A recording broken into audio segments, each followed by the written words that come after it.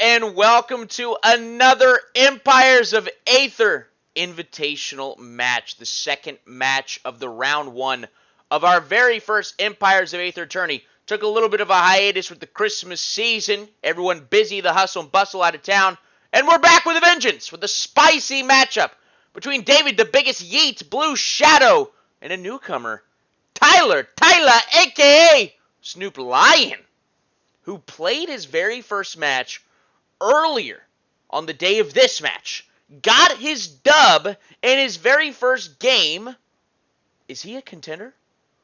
This will be his second career game. Is he a contender? Let's find out. Taking a look at the board here, we've got pretty balanced corners. Lots of cheap tiles throughout, lots of deserts and swamps. It's on a small board, that's a heavy impact. But you've got a pretty good concoction of all the other good tiles in there. Just a few rainforests on the board, just 3 regular forests. So is nature a really big factor? Who knows, right? But lots of good food and building material balanced corners. But this is a game of absolute personal vendettas. When Blue Shadow bans, he bans Magma. Knowing it to be the biggest yeets, one of his favorites, gets rid of Magma, gets rid of it. And David, taking it personally, says, you know what? We're going to get rid of nature. Knowing that Blue Shadow loves nature, loves those trees. And Tyler, not even knowing what he's going for, he just says, I just picked randomly, picks David's other main. There were talks of corruption here. Did Blue Shadow give him insider information on David's playstyle? I don't know. I don't know! But here's how it went down with David rolling the highest. He did get to make his selection first. And David took the Metal Nation.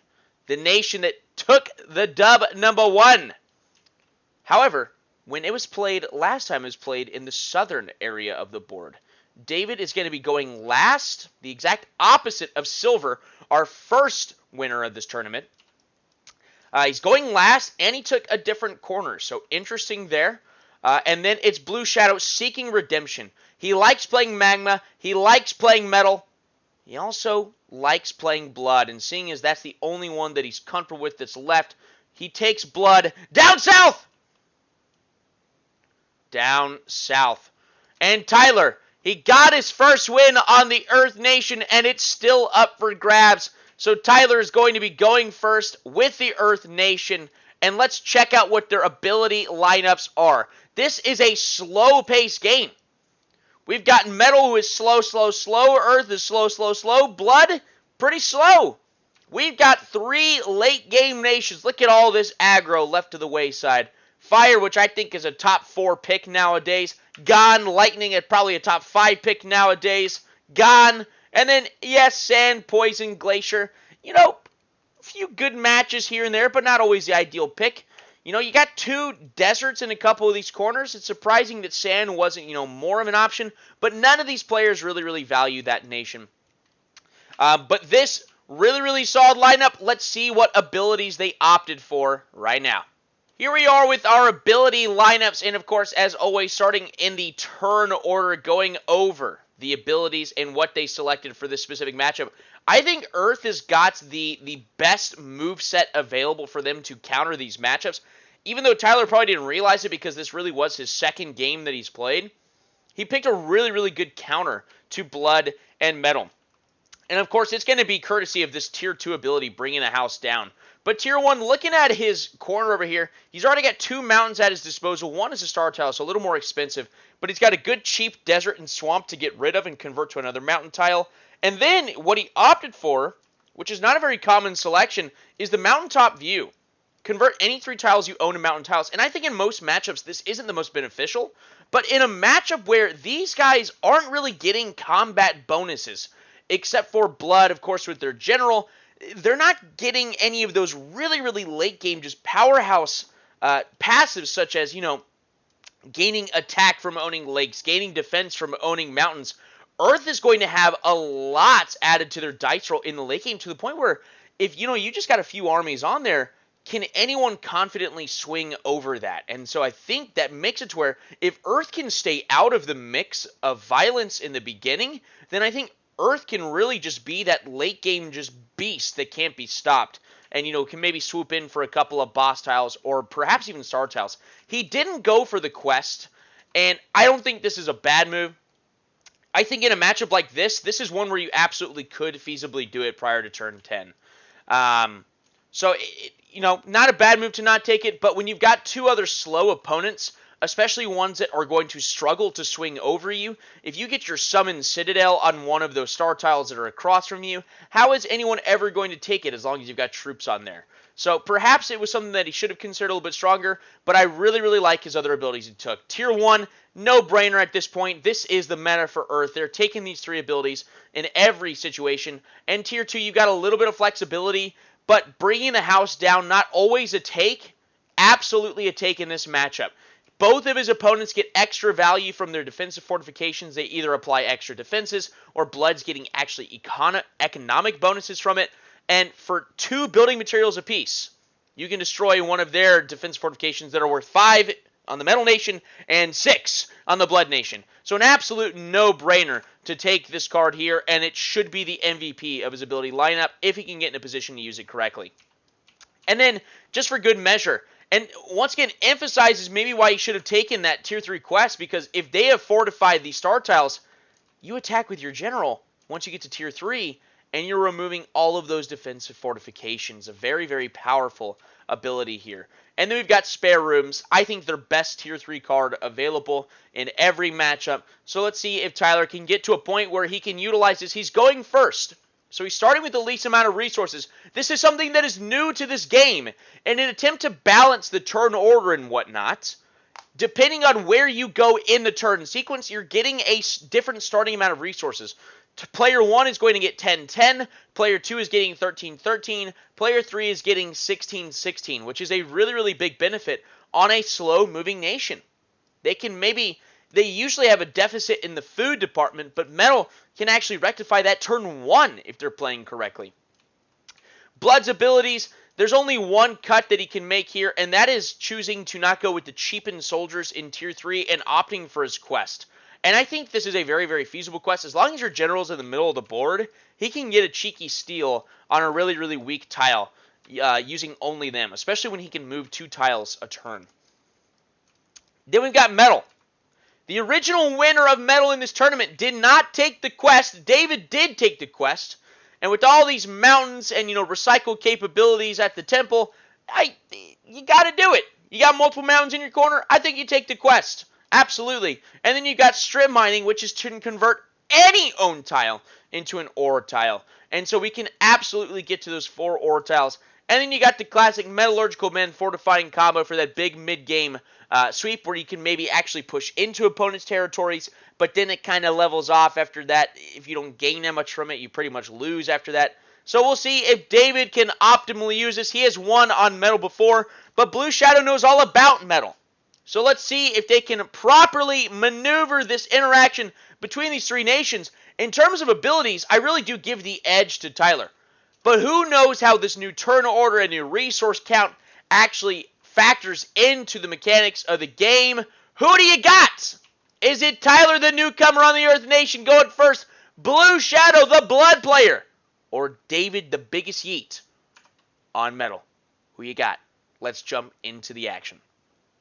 Jumping into the action, we've got a fun new way of attempting to balance our current layout of the game in that 67% of the last 10 to 12 games, I think, have been won by the player who goes first, which I know is kind of an issue in a lot of board games. We're trying to rectify it by actually giving additional food and building materials to the players that don't go first. So Tyler, who is going first, is going to start off with that traditional 10-10. Justin is going to get 13-13. And David, the biggest yeet, is going to get 16-16 going third. And in the 4-player iteration of the game, the 4-player actually gets 20-20, which sounds like a massive advantage. And their resources look juicy after turn 1. But then they kind of stabilize. However, we've seen the percentages of the first player winning go down quite significantly, so that other turn players are winning in our last few games. So that's our start here. And we look at the layout of the tiles here. Earth has got a nice 10-10 start here. That's probably still the golden play here.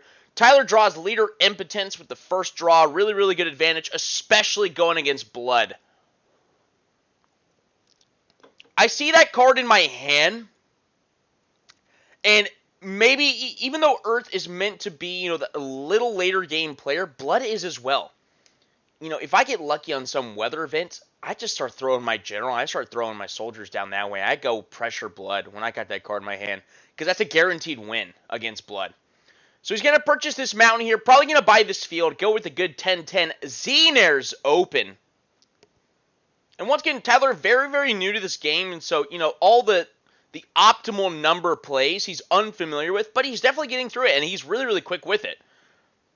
He's played a couple games since this game, and his win ratio is very, very high for most players. Justin, starting off at 13-13, is going to kick it off with a Rainforest and a Resource Building. So that's 6 and 9 out of the gate right there. He gets an instant proccing of a weather event in turn 1, courtesy of the Sudden Storm Announced card. And we get Ceasefire, which is an irrelevant turn 1 card, and yet something spicy could have come out of that. Thin the deck just a little bit. So even just having 13-13, that allows you to go with the traditional Xenair's open 10-10 with resource buildings on both.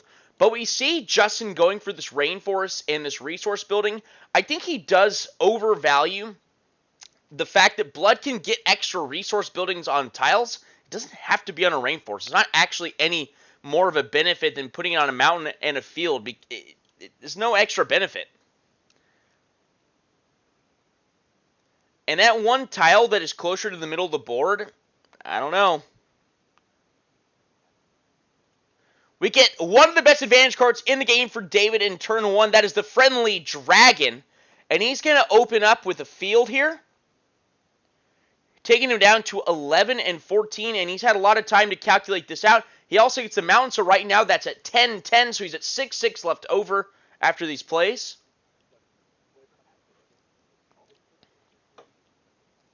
And he's going double resource building on the field, taking advantage of Metal's passive here. Their first food tile can have 2 resource buildings on it. So that takes him down to 6 and 0, and he's going to hold on to the extra 6 food. Then he go ahead and activates Excavation and converts that mountain tile into an ore tile. Nothing wrong with that. So we will get a new weather event despite Ceasefire happening in turn 1, and we get Avalanche. So Metal, very, very conveniently escaping the effects of that weather event, courtesy of him owning an ore tile and a mountain tile. So it's just Tyler that's being negatively impacted by this right now. Tyler getting a very, very good advantage card. Trip to the Temple. Can get an ability back for half the cost of the Temple. Really, really good card here, especially with Earth's incredibly powerful abilities such as Plate Tectonics.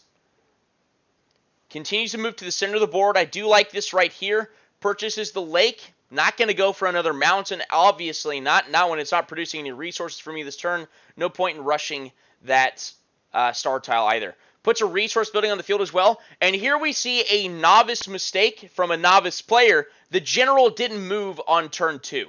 We know how important it is to just, even if you're not buying the land, just to get to the middle of the board so that you could buy a tile somewhere in there to get a forward position. And he doesn't move the general. So a wasted turn here for that. Small mistake. Justin drawing a killer early game card. I have a degree in geography, converting any tile you own into a non-landmark tile of your choice. And he's going to buy that really, really cheap swamp and get a second Rainforest. Which, I know he wanted to buy this mountain this turn, but obviously when Avalanche pops, you don't want to buy it. So getting a Rainforest for 3 BM, I'll take that trade any day. What I'd really love to see when someone gets that advantage card is I'd love to see someone drop a Blizzard that isn't the Glacier player. How cool would that be? To just create a natural barrier between you and your opponent. And so we see the difference between Justin, who has, just tons of experience in this game, moving all of his soldiers around, occupying all new tiles, whereas Tyler didn't move his general in the beginning. Star tile slightly more expensive, but he moves his general there, maybe not to buy it.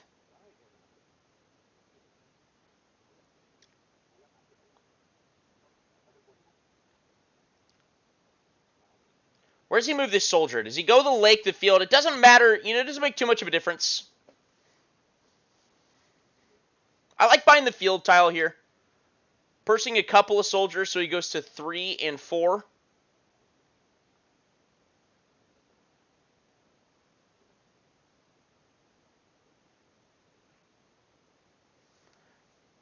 And he just puts a resource building on the ore tile. So that's why he didn't actually take up any new land. And actually, we see David making a little mistake here as well. Didn't move his soldier. Should have definitely moved to the lake or the field. So some early game movement mistakes from 2 of the 3 players. Famine. Half of all food is lost in the early game. Pretty rough. Tyler getting Dragon's Retribution. Can do some cheeky plays with this. Dragon's Lair currently not on the board. It's the Temple and the Smith, of course. Now the General is moving to that swamp. And Tyler's only at 4-4, courtesy of that Avalanche followed by Famine. A really, really rough start for Tyler, especially starting in that turn 1 position. You're starting with the least amount of resources. That's tough sledding in the early game. Tyler could go into this forest and fortify it, going with that early aggression. Wouldn't recommend it, but he doesn't really have any other land that he can purchase. And not buying land in this turn feels very bad. So he buys that swamp that his general moved to, and he purchases, should be just 1 soldier here. Justin gets the announced card of receiving 1 food for each soldier that he has. And then he moves his general to the Smith and goes ahead and buys Hermes Shoes, which its main effect is to draw 2 advantage cards each turn for the rest of the game. Justin loves doing this when the Smith is on the board. It's his go-to strategy for every nation that I've seen him play, and he does play building material heavy nations, so it's a pretty easy investment for him. But on top of that, it gives his general the ability to move 2 tiles. And when his general gets more supercharged over these next few turns, that is a powerhouse coming at you. Justin also activated his first iteration of Universal Donor, so he sacrificed a full army to put 2 additional resource buildings on that rainforest. And wow, David's advantage cards so far are juicy. I would say we've got 3 top 10 cards here in his first 3 turns. Pretty nutty. Wow. So we probably should see David occupy some more land here, move that soldiers to the middle of the board. Are we going to buy the star tile here? That Blood General is really threatening a forward position, and we know how the Blood General is. Could be an early exit for someone based on how they play in these early turns. Buys the lake in the mountains, got enough resources to do so. Nope, never mind. He's 1 food short. So he buys the lake. He's got plenty of building materials. Ore tile is just so insane. Plenty of building materials. He had a couple turns of uninhibited, production from the ore, whereas, others had the mountain avalanche to deal with, and Metal just expertly navigates it. So the general's going to stay tight on that star tile. I do like that positioning. All right, that's the end of this turn. Sandstorm is the weather event going into turn 4. Units cannot enter or exit deserts, which actually kind of walls David in. He's going to have to use this. The soldier's going to buy mountain and then move to the field, I guess, this next turn. That doesn't really change anything. But he does feel kind of trapped. Blood maybe would have wanted to go here, though. Maybe. Because then he's definitely fighting a one-on-one and not having to deal with Tyler if he goes towards the middle of the board. Which is a mistake I have frequently made. I always try to go to where that rainforest is and try to do the 2v1, and it just doesn't work out. Tyler getting the Setting Sail card going into turn 4. Resources are looking pretty good across the board now. Everyone is stabilized. And if you'll notice, you've got the iPad on the screen here. Yes, Blue Shadow and Biggest Yeet started with a lot higher in the resource department, but now everyone is pretty similar. Everyone's pretty close to one another after just a couple of turns. And yet that little boost, that little jolt to their economy in the early game has helped their chances of winning. Tyler going aggressive here, going to the forest. Should probably see. I'd like to see a construction crew use here so that they can purchase some other tiles at home. You don't have to worry about Metal popping and attacking you. No way. I suppose they could. They'd have to burn all of their tier 2s, though, to do so. Or 2 of their tier 2s. And that's just not worth it to take a forest back. So he does pop construction crew after buying that forest. And he buys the star tile, the first star tile purchase of this game. And he uses another construction crew. Gets a good and fortified. Feeling confident in that. Where's this general going to go? Blood drawing 2 advantage cards here. It gets budget cuts and a star tile attack bonus. General could attack Metal's General, or he could shift on over to Earth star tile. Wow, that would be a gnarly opening move. That actually be a pretty spicy play. We see Justin's obviously focusing on his own economy down at his base, purchasing that mountain tile, which gets a free castle placed upon it because it was his 3rd tile purchased. And then he also buys that field as well. So this appears to be a more economic turn. But he just purchased Hermes Shoes, which, as we said before, has the ability to move 2 tiles in 1 turn. If he moved to this rainforest, he had enough resources to buy it, maybe buy a couple of soldiers to help guarantee this attack right here. Because his advantage card that he just drew adds 20 to a battle where he is attacking a star tile. And Earth does not have a really good capability of taking this back once Blood snags it. We'd have to crunch the numbers there to see, how likely that would be for a success. But I don't think Earth's advantage cards actually help him there. Which obviously Justin doesn't know that, so that that's going to factor into the decision here. Metal goes tier 2, so he's at 1 and 4. And he goes, it looks like he's having to activate all of his tier 2s. Which I think this is the play of someone who knows this game. So I do respect that. It's unfortunate, right? It's inconvenient for him, but it looks like he's going to convert these 2 towers into armies and try to take this forest back. Which is a very, very likely, win for him. But imagine if he loses this. If Earth has some kind of advantage card that repels this attack. Yep. Produces 2 free armies on the field. We are going to see a battle here, the first of this game. He's sending 1 army to the temple. Okay, I see this. So he's got an army and a soldier being sent to the temple, courtesy of his portal. And then he's got 1 army left over. Is he counting on that for his defense? Definitely not, because we know Earth's got plate tectonics in the bag.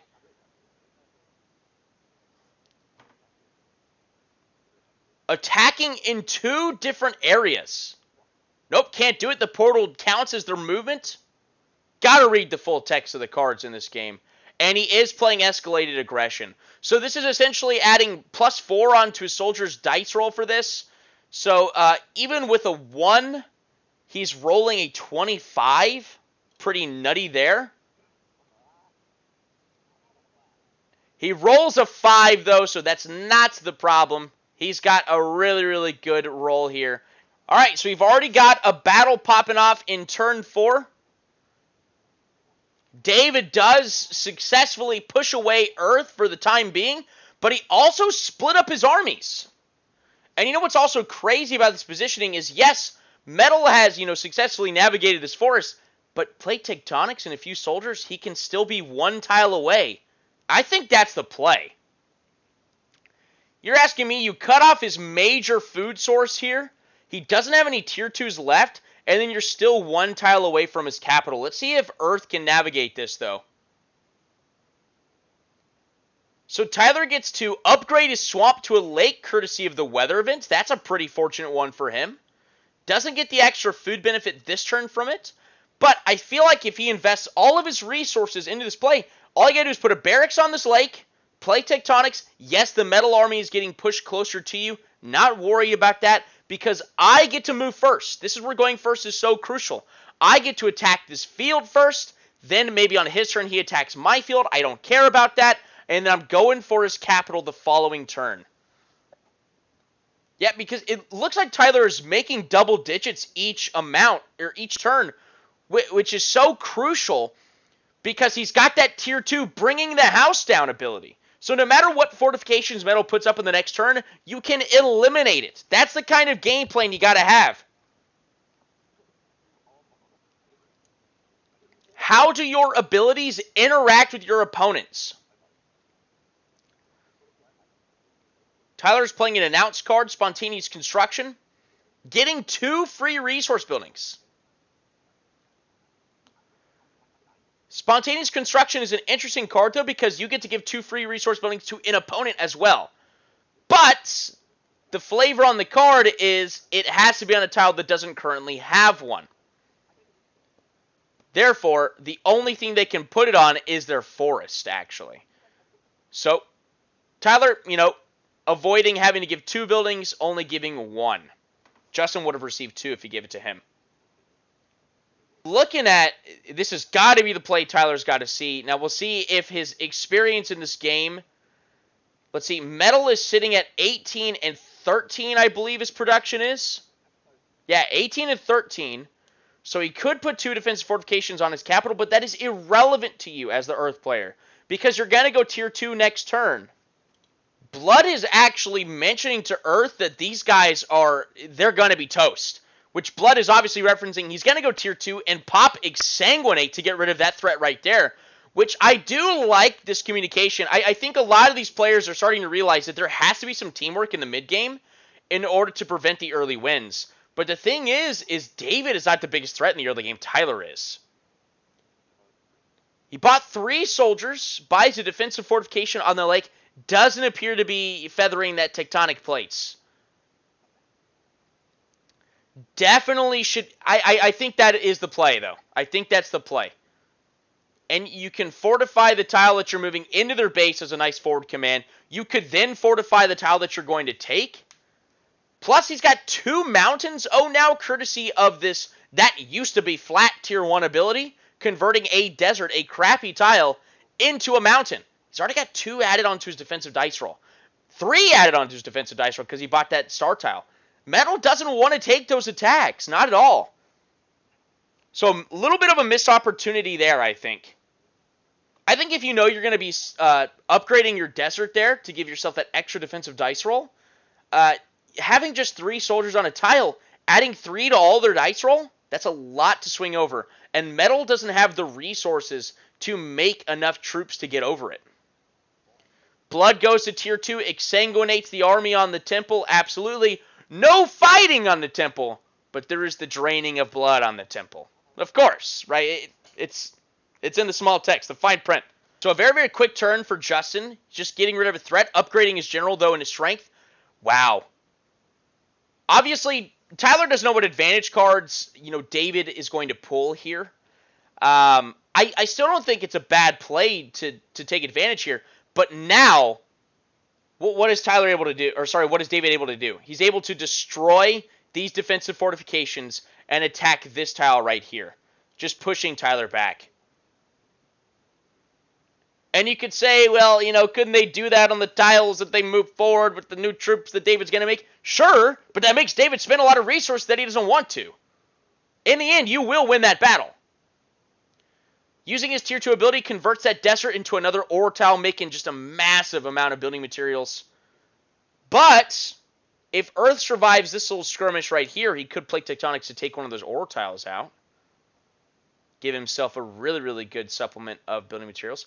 Makes an army at the capital. And if you shift those 2 tiles, an army is not going to be enough to swing over 2 defense fortifications and a general. And what could have been 3 soldiers, 4 soldiers for Earth on that capital, it wouldn't have been. Puts 1 soldier on the Smith tile so he can eventually take advantage of his Descendants of Hephaestus tier 1 passive. And that Metal General moving into the middle of the board, going to that desert. Peace talks. All generals move to the central tile. Hugely impactful for that advantage card that Metal just drew, because that destroys 2 defense fortifications next to his general. So we're going into turn 6. Is that right? Turn 5 or turn 6? And, lots of potential. Yeah, going into turn 6, lots of what should have been a lot more action. Ooh, wow, this Peace Talks gives Tyler a free trip to the temple, and he can take advantage, buying back his tier 1 ability. What's he going to take, though? Probably the free mountain. Definitely the free mountain. He's got that forest right next to that other soldier over there. Definitely convert that to a mountain. Absolutely, that's the play. Yep. Gets that card back for 2 and 2. Very powerful. Earth goes tier 2. Big supplement to his economy he can run here. So Tyler's got access to the Summon Citadel at this point.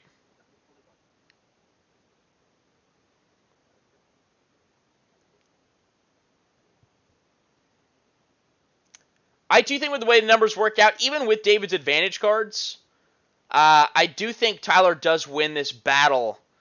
This what would have been maybe a stalemate for turn 1. I think Tyler eventually wins out over here against Metal, though. So he's trying to navigate his tier 2 abilities at this point. Puts that resource building on the mountain. Uses Piercing the Mantle on the mountain. Gets double the resource production from that. That's 12 building materials from that one tile alone.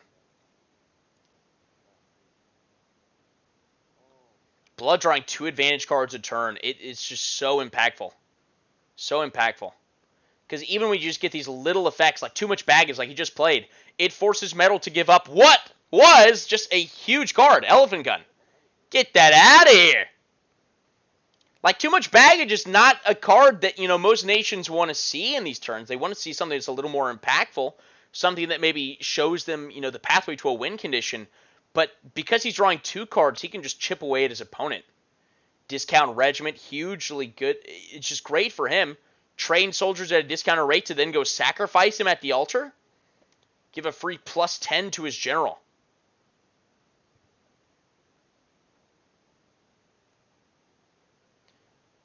Buys the Star Desert. Doesn't feel good to buy the 5/5 Desert, but Blood gets a free castle there because it is 6-tile purchase, and that's courtesy of his passive. Yep, so he trains 5 soldiers there for just a total of 5 food, and sacrifice them all at the altar. So his general now should be at 10 soldiers sacrificed. So he's at +20. Wow, good play here. Very powerful play. Uses Hermes shoes. So his general can move twice. He moves into the lake.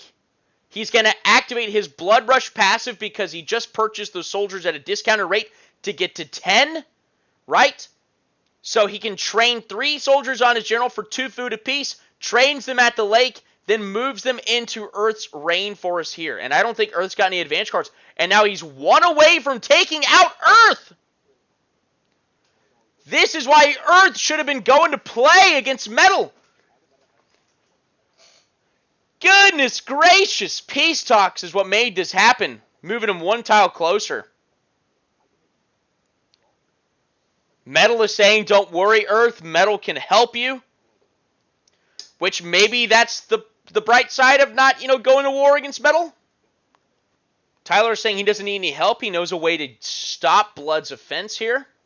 I'm not really sure. I don't see an affordable stop. It might cripple you. Taking an entire turn to stop an enemy at this point. Goes ahead and buys Hercules' breastplate for his general, so his general's a little bit stronger.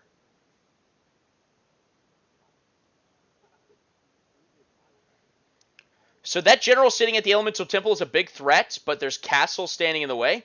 But he can destroy 2 defensive fortifications. This peace talks is the card is that of peace, and yet it is instigating a lot of the violence at this table. I think David can do a cheeky violent play here with his destroy defensive fortifications. The ability to destroy defensive fortifications in this game is just hugely impactful because you got Blood and Metal in the game. And Metal getting to destroy 2 castles for an advantage card? I think we should definitely see the general use that ability right now.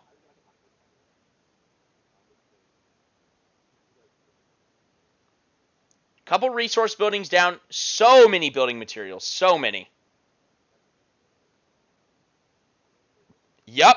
Blows up both of the capitals, which hurts Blood's economy as well. And what Metal says is, Earth, by the way, that's going to be free to you next turn. So do something about that. Asking him to take that star tile. I like that. Takes the mountain, courtesy of that Hercules breastplate. Wow. Now Blood is really hoping that Earth can't stifle this onslaught over here. It's unfortunate that Tyler didn't own this rainforest. Blood getting to purchase this rainforest would have been massive. Wow. So we're going into turn 7. Really, we got Earth's getting knocked on. Blood is about to get knocked on. Metal should have been knocked on. The peace talks were not so peaceful. And half of all BM is lost courtesy of termites. What is going to happen? Look at the economy here. Not that good for Tyler. Not that good. Blue Shadow is honestly not that rich either. But Biggest Yi David sitting in that third turn position. Maybe that's the only reason why he hasn't already taken this game is because he's going last. But he's got a lot more resources at his disposal. Who will take it? Find out next time. Love ya.